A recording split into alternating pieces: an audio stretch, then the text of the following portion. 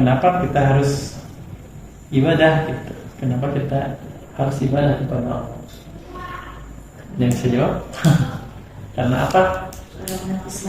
Ya karena karena kita memang diciptakan untuk ibadah, ya.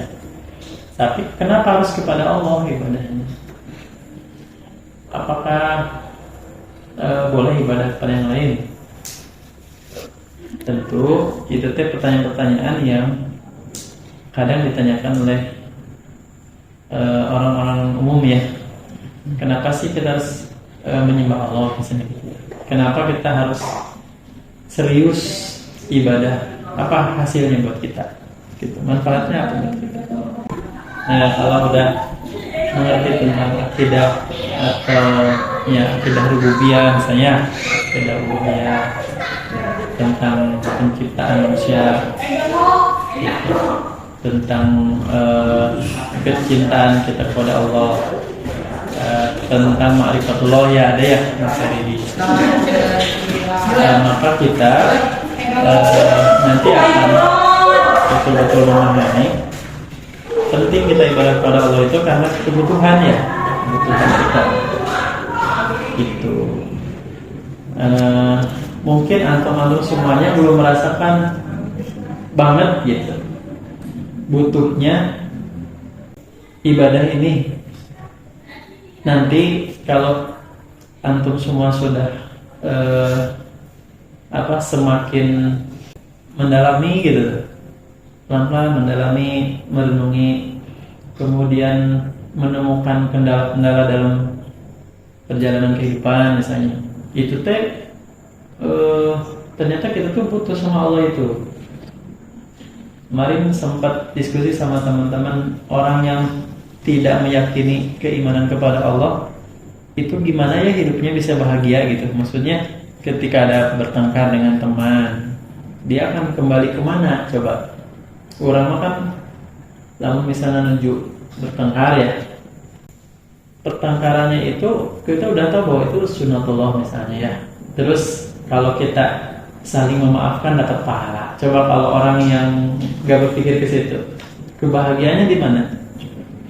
Sebenarnya tabu ya kehidupan orang-orang yang tidak memiliki keimanan atau keyakinan. Suami istri bertengkar misalnya, tapi kok bisa bertahan ya mereka gitu? Nah, mungkin itu istidraj dari Allah ya, sungkunan dari Allah.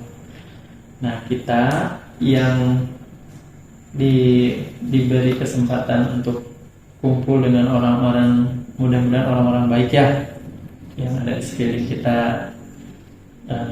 itu harus memanfaatkan momentum ini. Kembali ke amanah tadi, bahwa nanti akan ada macam-macam ibadah ya. Ada ibadah secara umum, ada ibadah khusus. Nah itu jadi ibadah juga terbagi dua lagi nih. Ada ibadah amah atau umum, ada ibadah khusus atau khos.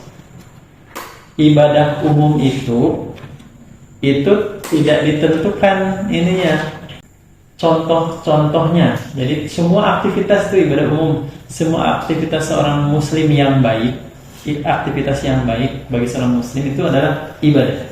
Maksudnya ke ibadah umum. Misalnya apa?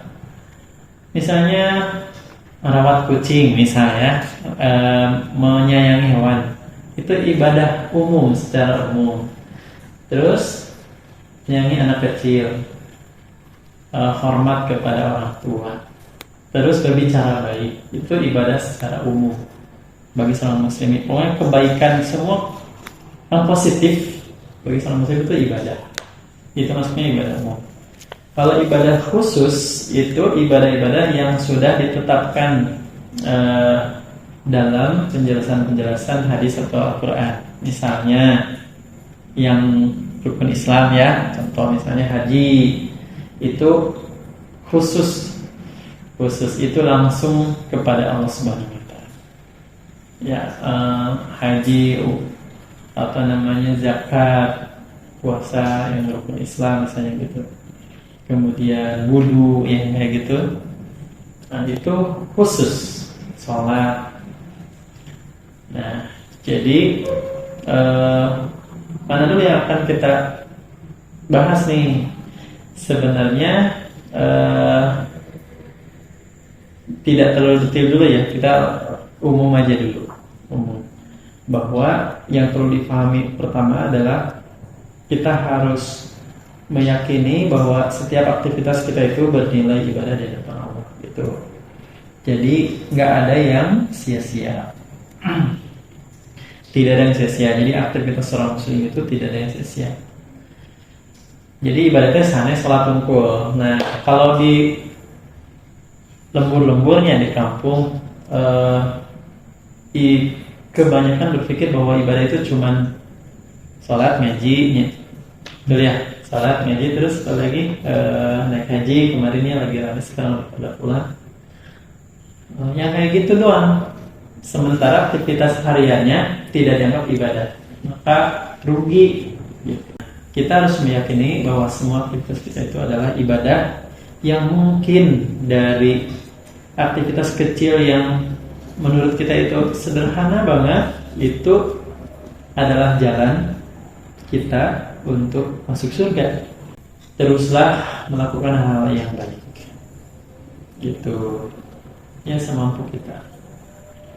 Hal yang baik, banyak banget aktivitas yang baik.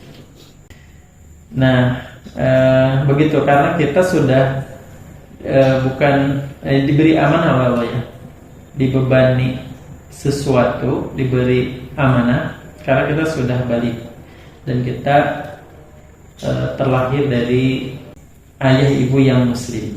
Nah, kita tidak perlu lagi sebenarnya harus bersahadat ulang ya. Nah, tidak perlu gitu, karena sudah otomatis insya Allah kita menjadi seorang muslim dan memiliki kewajiban-kewajiban tadi. Di sini ibadah secara bahasa kemarin ada sudah ya seperti ini adalah ketaatan, ketuduhan ya.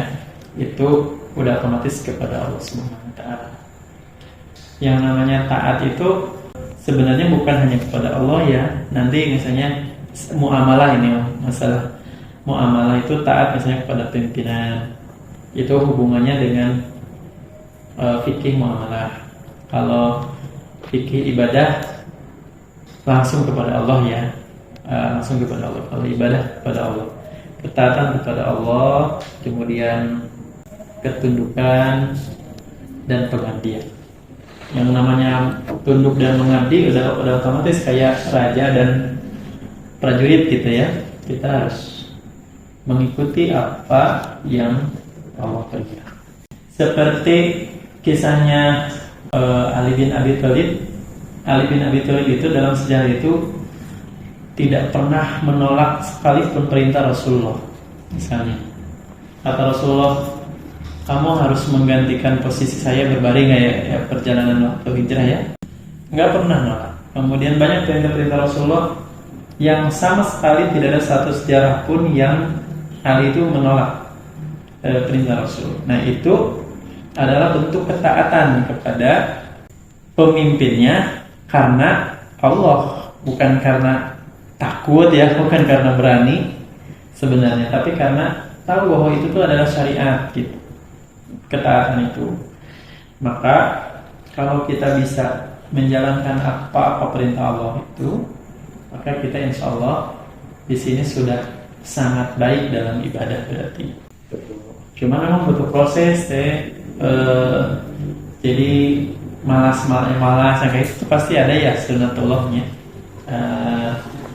Malas terus telat ya misalnya. Ayeuna mah kieu we, misalnya mengetes kesigapan kita dalam ibadah itu, contoh misalnya adzan nih ya, lagi aktivitas, berhenti aktivitasnya, maka itu bentuk kita itu sebenarnya udah mendahulukan Allah dari yang lain. Itu udah luar biasa. Di beberapa program masjid yang sudah berjalan bagus ya, yang masjidnya udah bagus itu ada program namanya, pokoknya setiap sedang beraktivitas apapun berhenti.